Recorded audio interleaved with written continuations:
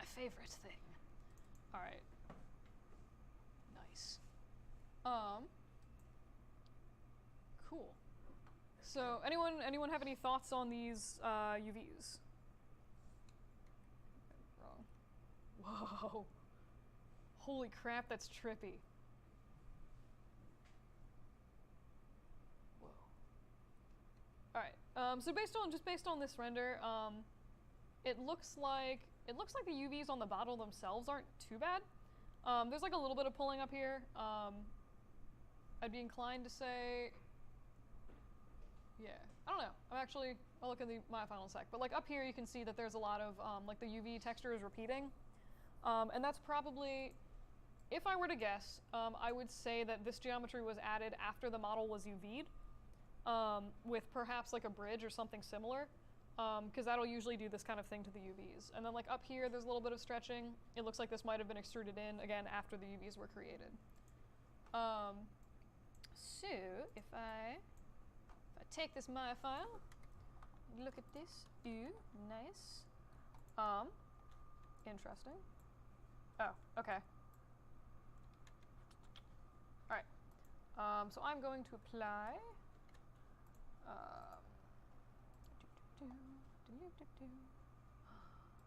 no, Maya. Wait. Whatever. Cool. Wait. Having indecision. Give me 2 seconds. Alright, I'm just going to apply a random checker texture to this, because I can. Alright. Close enough. Alright, so if I open my UV editor here, I'm going to close this because I never use it. Alright, so the first thing that I notice when I look at this is, what the heck? So the UV shell is not contained within this UV square, like this 0 to 1 grid in here. And that's going to cause basically extra seams, and like anything outside this grid is going to sort of wrap uncontrollably based on the texture of the model. Like it'll pretty much just automatically loop this square of texture into all of these other squares, so you just don't get control over how the UVs of the object behave. So in this case, probably what I would do is go through and just like shrink this down so it fits within that UV plane. The other thing, I'm gonna move this out just because it's easier to look at right now. So the other thing you'll notice, I would guess that it looks like this was maybe made with a cylindrical map, because they do this a lot at the top and bottom, where they will sort of make this really weird, like long string of grossness, which, yeah, so like this is like, first, I mean, this is an n-gon for one, but a lot of times the UV map will sort of make this odd shape. So if I'm just going to grab this and go to modify and unfold and see what that gets me. And actually, it's not terrible. Yeah, you can see this n-gon is like doing some weird stuff up here, but we're going to ignore that for now. But yeah, so I mean, you can see if I do that, it actually does a reasonably not terrible job, sort of I guess stretching out the model so that the squares are relatively square throughout the whole piece. There's like a little bit of like pulling in here, but I think most of the stuff with this can just be fixed with literally just taking this UV shell and unfolding it. And you'll notice that there's still like a seam in the back of my model, but you kind of have to have a seam somewhere in your model. Like you can't, unless it's just a flat plane, you have to have a seam somewhere or else your UVs aren't going to work. So I think most of the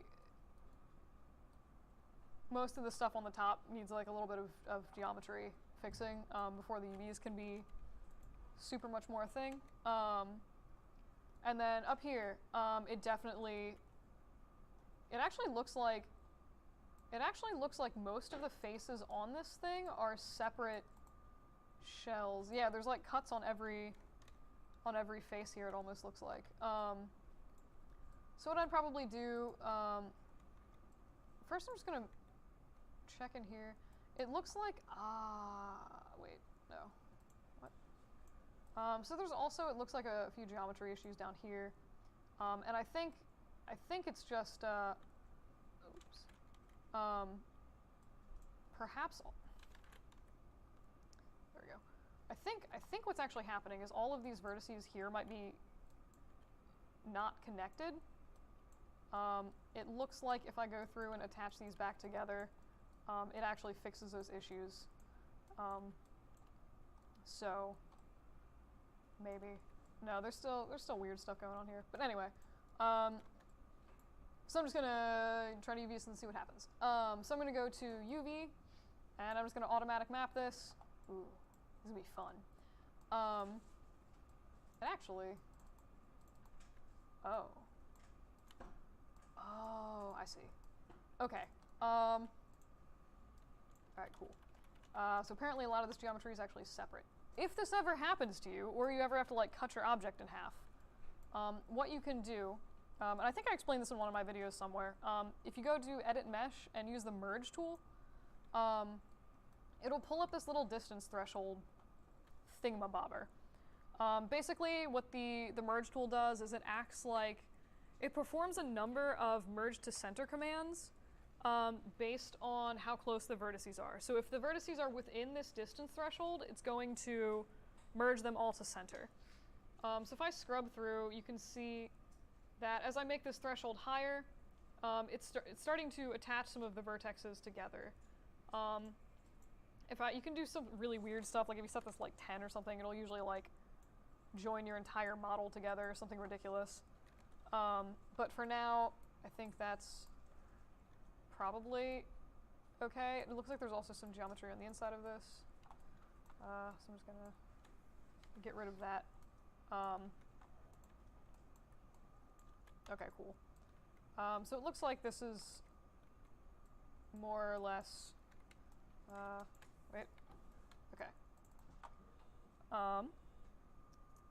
Alright, so I just got rid of the top part and re-extruded that. And now we have the basic shape all merged together. Doesn't smooth terribly well, but whatever. Excuse me. So any questions on what I just did for this? Woo. Alright. You will notice that extruding and merging to center will do some very odd things to your UVs. Anywho, so I'm just going to re-automatic map this. And you can see now that it gives me many more, connected together pieces like this. So for objects like this, usually what I'll do is I'll just grab these edges here. And you'll notice that when I select one edge in the UV editor, it selects the corresponding edge. So like this UV shell here, this outer edge, it's a single edge, but it's basically being shared between two UV shells. So if you if you're in your UV editor, right click, go to cut and sew, and move and sew. It'll go through and attach these guys together. You can see that they're now connected, and the seam that once was there is no longer there. So again, I'll do that right in here. I'll just grab this edge, and when I do cut, move, and sew, you'll notice that the textures will join back up again. So I just hit G to repeat the move and sew command. So now you'd have basically one UV shell for the entire outside of your piece, with one seam or one cut going along it, which you could really easily just hide on the opposite side of a render. And then if you wanted to, you could also cut this up. Not entirely sure what this is going to do to my model, but we're going to find out. Move and sew. And if I select this and modify, unfold it, okay, yeah, it just tacks the circle onto the bottom. This is really no better or worse than what I had before. If I wanted to, I could also attach the circle onto the top and be like, cool, they're all connected now. This doesn't really matter to me if you connect stuff like this. But you could, if you wanted to. And if I wanted to just smush this into the UV grid, you could just go to Modify Layout. What? Well, that was hands down the worst layout I've ever seen it do. Okay, cool. So just select your shell or whatever shells you want it to lay out. Again, right-click, Modify, Layout, and it will snap them into this 1x1 grid. So any questions on this? All right. Does anybody else want to volunteer their model as tribute? Cool. Was Maggie? Lauren. Gotcha. Yes.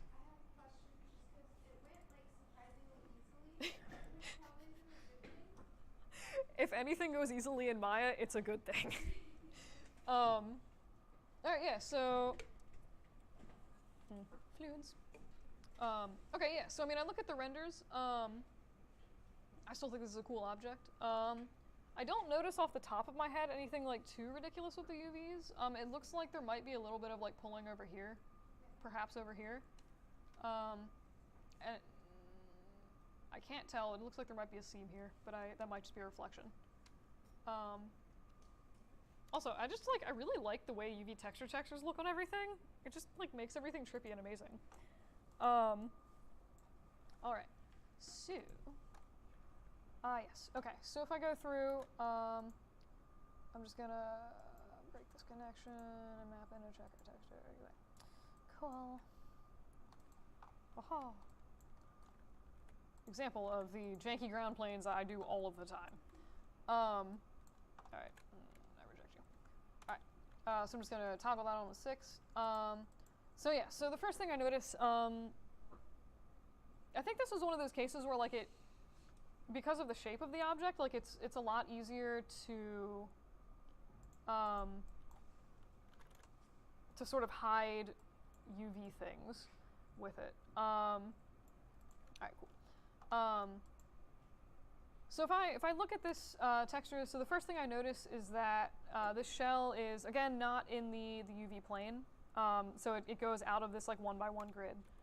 When I say 1x1 grid, I just mean like if you, by the way, I'm toggling, if you're mousing over the UV editor and you press 6, it will toggle the texture on and off.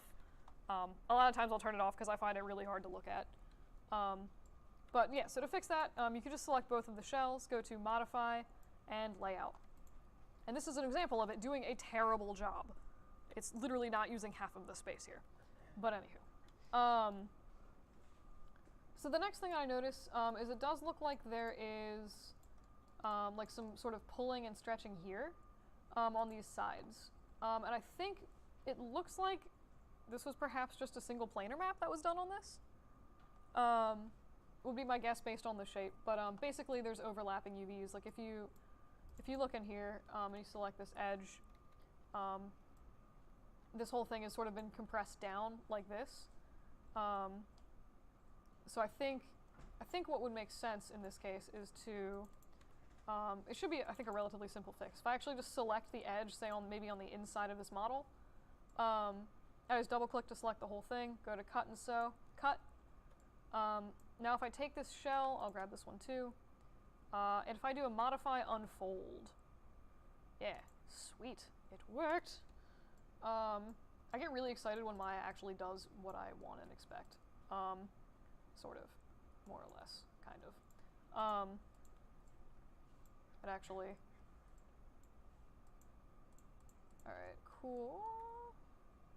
Still some funkiness happening. What is this supposed to attach to? Okay. And then I'd probably, if it were me, I would attach this little like nub back here, back on here. Yeah. No, it's all good. So if you just go to Modify, Move and Sew, it'll snap that back down onto the end there. The difference, when I keep using Move and Sew, if you just use Sew, it does this, which is gross.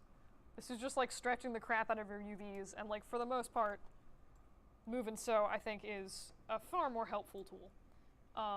Yeah, because you can see instead of like stretching the ever-living crap out of your UVs, it just like actually snaps stuff down like a rational program. And then I think what would make sense next is to actually just maybe shift this. I might. Sometimes with really, really long stuff like this, I'll actually just cut it in half. So that I have two shells that kind of can hang out next to each other. And by doing this, it allows me to just fit a little bit more in my checker texture. So you'll see now just by doing that, the texture shows up a lot more square, I guess. Mine actually did a really good job with that automatic map. You just want to do, just make sure again that you go to modify layout, and it'll snap those right into the corner. Sometimes I'll just like move them to give you a little bit more space, but that's probably what I would do for the chord. You could also conceivably cut it into more pieces and it would use even more of this checker texture, because like this is a really inefficient use of space right here. Like this is like, if you have like a 2K image, this is using maybe 1/8 of the pixels in that, so it's kind of just like eh. But yeah. So any questions on the string part? In the beginning, how were you able to figure out like what needed to be cut and stuff? Because I've been UVing for a while, I could tell with like mostly certainty that you probably just planar map that. And planar map basically just takes, it'll map really nicely to one side of your object and then just make the other side look terrible. And it'll have no seams in it at all. So for this, I was pretty much just like if you look at it, it's like basically just a tube. So think of like if you have like that rubber, like say aquarium tube like that, if you wanted, even if it's like bent in a crazy shape, you could pretty much just like cut a slit down it and flatten it. Like that's all I needed to do to this object. Or it's kind of like, think of it as like a bent toilet paper roll. So once I knew that, I just sort of like picked somewhere to have the seam and I just cut it. And then you can always like re-splice it if you need to. Mm-hmm. Yes? I feel like one of the things that got me really, really confused during this assignment was what Lauren said, was just like trying to figure out where to cut. Because I had no idea. I was just like, I'm a seamstress, so how do I do this? Yeah. So when you're like taking the UV of an object, typically like, is it when you're cutting down pieces like for this, and that's, you said cutting it into more pieces would make a more efficient placement for your UVs. Yeah. Plane. Mm-hmm. Normally, how do you cut up your pieces when you have a complicated object? It kind of. Do you do it in like sections, or like, that was just one of the things that I just Yeah. complicated to do. I mean, it kind of depends a little bit on what I'm actually making. So I'm gonna see if I can find really quick. So here's like some of the models I did, because I have these UVs handy. So these are like some of the characters I did for senior project. So I basically need to like all of their textures on a single model. Crud to you. That is so annoying. Okay. Actually, never mind. I apparently can't show you these UVs because this is a gross. Wait, I have one more idea I can try. See if it works in Edge. But it depends a lot on the object you're doing. So if it's something like a person, bummer. Okay. All right. So if it's something like a person, I'll usually try to, I would leave the seams in as few places as possible, or like in the least obvious places possible. So like, probably not a great idea to cut straight down through the front of this guy's face if you're doing UVs. So like that's something what I would try to do is like, pick somewhere like discrete for the seams. Like, good lord, how do I rotate this? Wow, having a moment. Cut down the back of his head or like behind the ear. So like it's kind of like, where's going to be the least obvious place for these seams is one. Usually I'll try to have as few seams as possible. So like rather than, ooh, that's weird. Rather than like going in and, cutting out his entire nose and like having that be a separate piece and then like cutting out his mouthpiece, I try to keep like the face as one piece if that's possible. But yeah, I mean, it kind of just depends on what you're doing a little bit. Sometimes I'll lay out the UVs specifically to make texturing easier.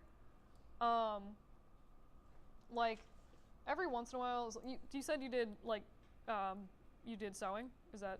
No. Oh, okay. It's just like it reminded me. Oh, yeah. Because it's Yeah. like cutting and sewing, but just. No, it 100%. It is 100% like that.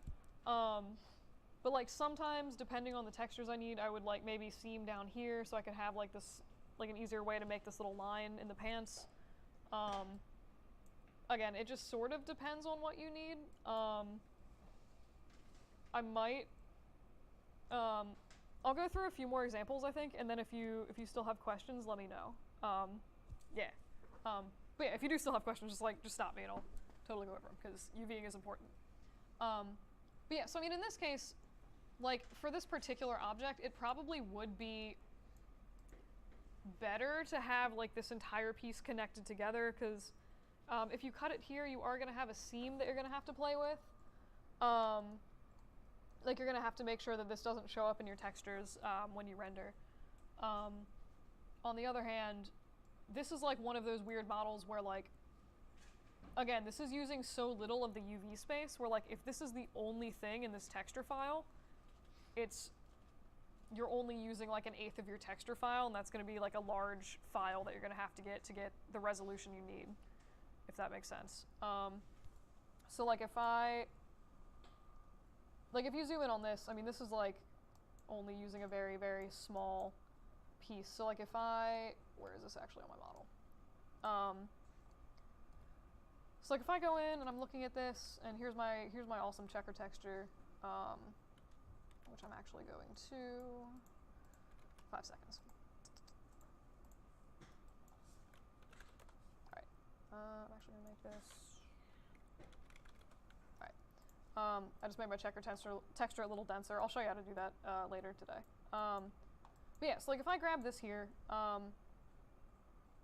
it's basically only looking at like this little section of the checkered texture, and it's stretching that on the whole object. So like if I ever had to get up close to this object and like render something up close like this, it's probably like, again, if this were a 2K image, this is probably using maybe 100 pixels out of this.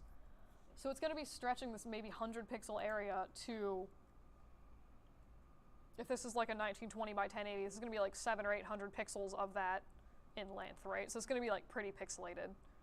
So that's one reason where I might want to like cut this down a little bit further. Does that kind of make sense? A little bit? All right then. I'm gonna keep going. Feel free to stop me with questions. I'm gonna turn this off because I cannot look at that to save my life. 5 will also toggle this sort of, it'll shade all of your shells. It is helpful, it'll show you where your shells are overlapping. But yeah, so like I look at this, and it looks like this edge down here is pretty nice. And then a lot of these shells up here are sort of not connected. So what I'd probably do is just go through and move and sew all of these guys like halfway through the line together. And then grab these edges, and again, just do a move and sew on those. I've made bat wings. I don't know what this is.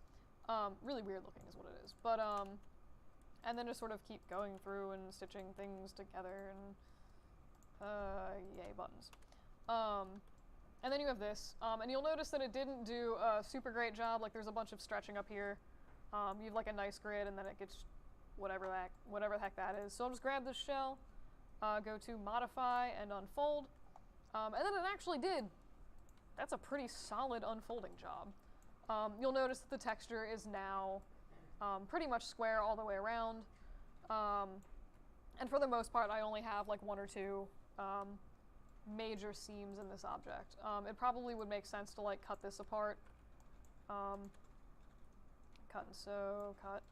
I don't know why, I always just think it's easier to hide seams like this, but again, it's kind of personal preference.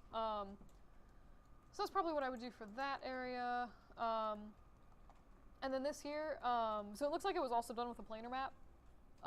Is this Windows? Oh, cool, okay. So this is actually a bunch of objects clipping through each other, which is actually going to make UVing way easier. So this is basically just more or less a default Maya torus. So if I make a torus, these actually come with pretty not terrible UVs.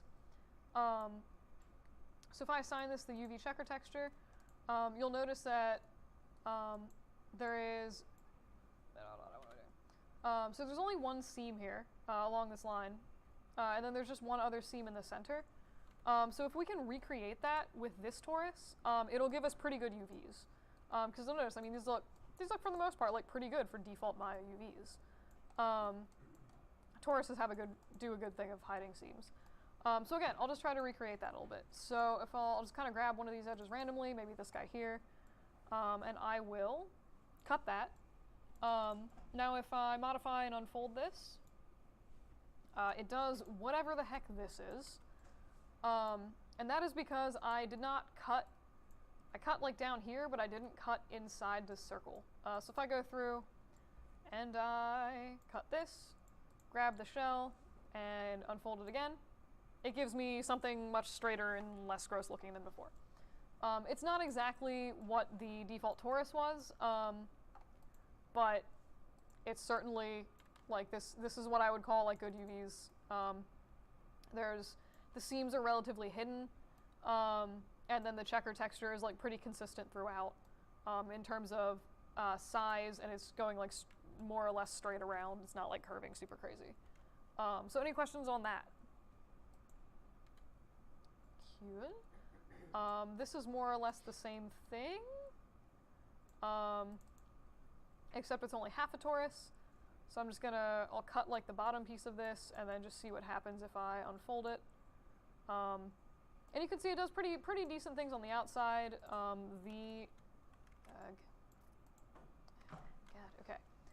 But then the ends get a little weird. So all I would do to fix that is just grab like this, and I might leave it connected like on those few lines. I'll cut these, take the shell, and again unfold that. And it gives me something slightly better on the end of here. I could also go through and like actually sew this back together, so there's not like extra cuts and things, and then do the same thing to this other side. And I think that's pretty much most of the stuff in this model is. Yeah, so like these guys back here are basically just a bunch of toruses. And so I mean you could go do the same thing with the UVs where you just like cut them apart manually, or you could just like remake the UVs, whatever's easier. Actually, wait. Yeah. And then for the lobster clip, more or less the same thing. This is basically like a torus with an extrude. So I might just like, if I cut this in here for my center seam, and then I'll cut that, and then I don't know how this is gonna happen or how this is gonna work. We're gonna see. Hey, it's actually not completely awful. It's not great, but it's not awful. So you notice there's some stretching in here, and if you compare the size of like these planes or these faces with the size of the UVs, you'll notice that the face is a lot longer, which is why the UV or why the texture is sort of stretching, because it's having to basically use only this texture and stretch it to fit over the face of the whole plane, if that kind of makes sense. So what I might actually do, I don't expect this to work terribly well, but we're gonna modify and just unfold that. It actually kind of worked. That's a little surprising. Alright, cool. Yeah. And then just go through and like grab these guys in here and sew them back together so there's not a seam in the middle of the object. There's some N-gons in here? Okay, yeah, so there's some N-gons and that's causing some weird stuff with UVs. But, yeah, but I mean, that's like more or less how I'd UV the lobster clip. And then if you wanted to, you could grab these shells, and you could do like a modify layout and lay them out. You could also combine like something with a lobster clip. I'd probably combine this with like all of the other like metal bits down here, because they're probably all gonna be the same texture. But yeah, so does that make sense? Cool. Any questions on this one? Alrighty then. I might do one more. Does anyone else want to volunteer for tribute? Alrighty then. Random selection.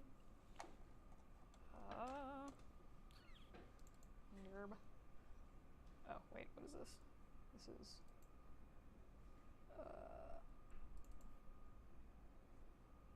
okay. It's super adorable. Okay, cool. Renders with things. So looking at this from the top, it looks like the UVs are reasonable. Ooh, spray paint can. Yes.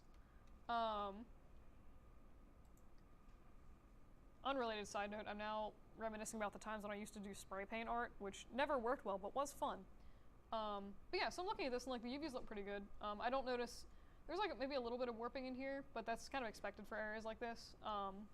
And it seems like the seams are done in relatively logical places. Yeah, so I love this. Still don't know what it is, but I like it. Alrighty then, so let us see here. Alright, so...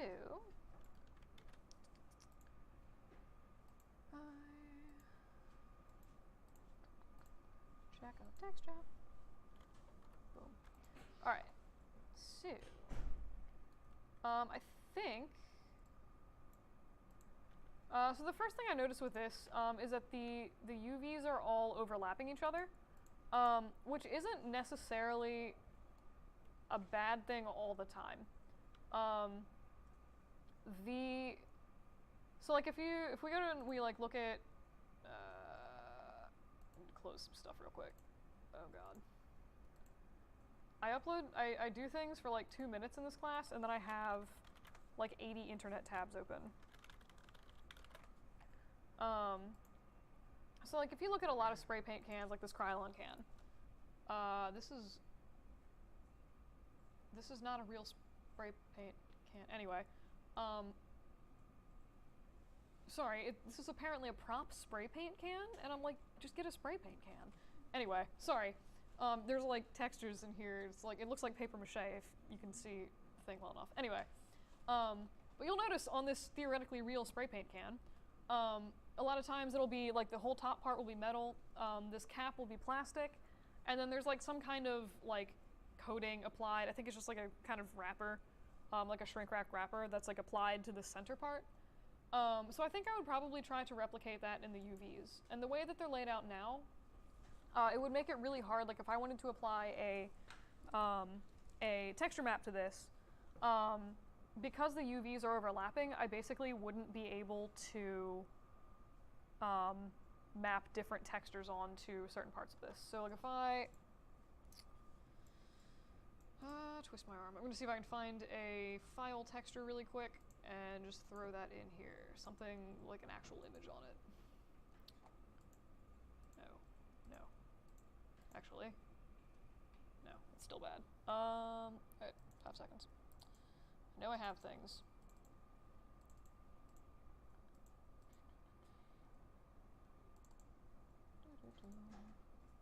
Sure. That's incredibly terrifying.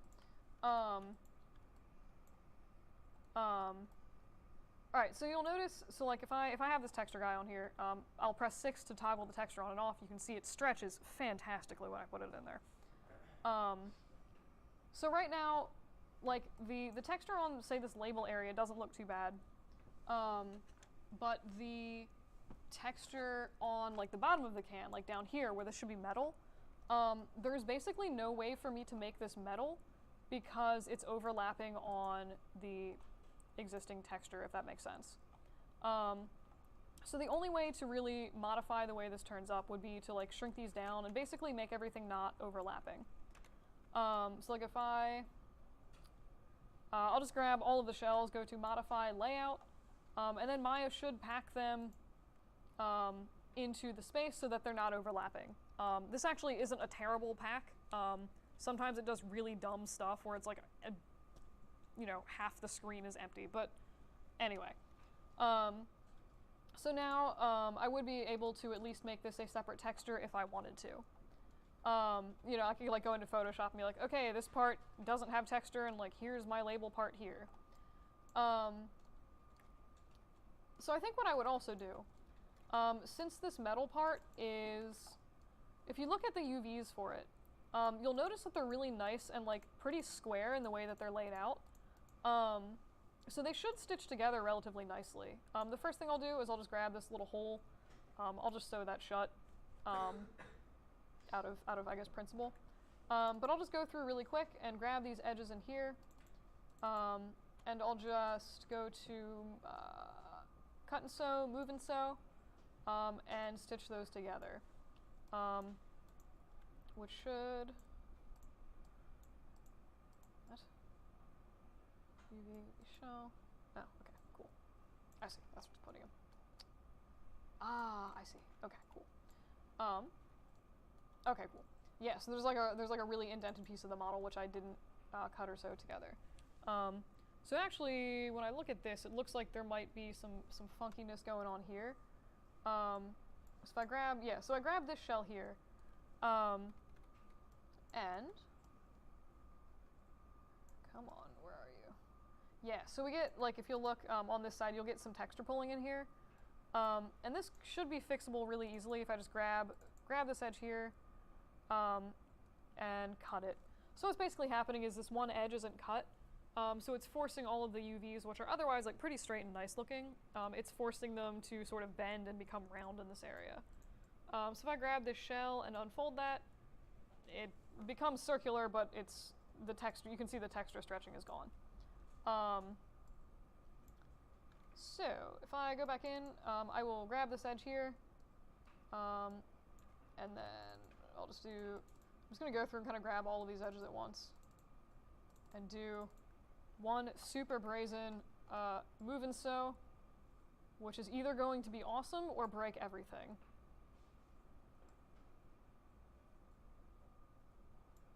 Alright, weird. Well, now I'm actually curious. I see. Okay. Okay, cool. That totally explains why this is not... I couldn't cut these edges together because they're separate objects. So like, they're not connected. There's no way I can connect those UV seams. What I can do, however, is come back and like grab this seam here, and do a move and sew on that. Probably cut this, and then if I grab this and unfold it, yeah. So that'll give me something UV-ish for there. This one is pretty much done. That I did. Okay, yeah, so then for the cap, it looks like for one the cap, oh no, okay, I lied, sorry. I thought the cap was a giant N-gon. It is not a giant N-gon.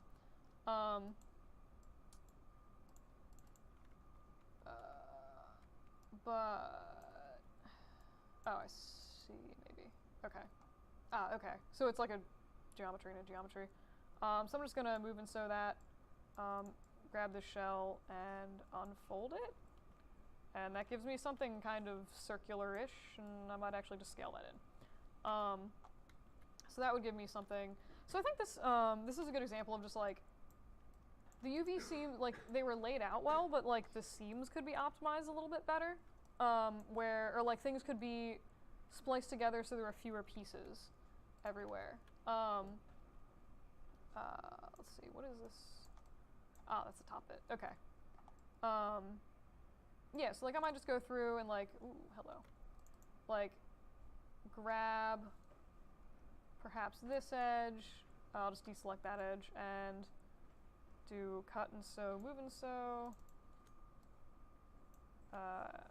Move and sew that together.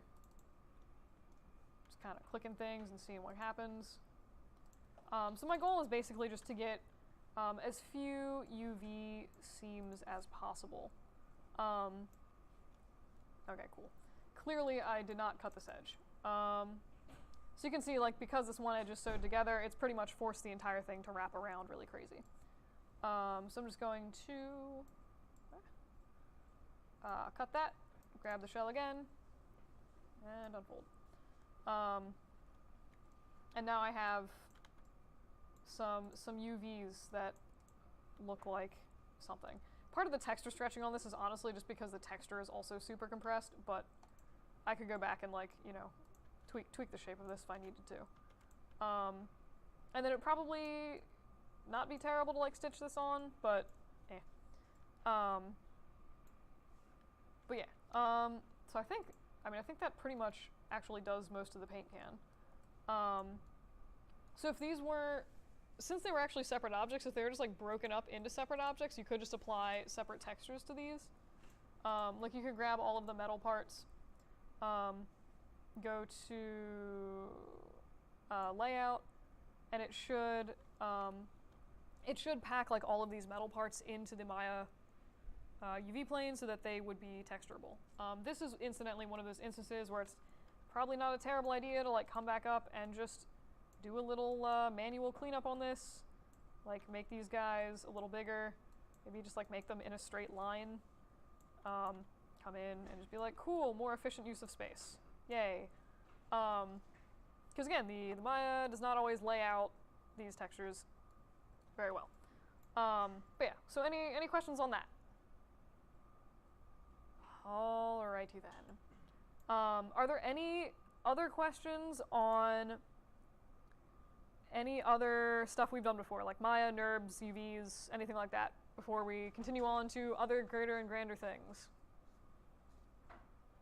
Alrighty then. Your silence is very, very reassuring.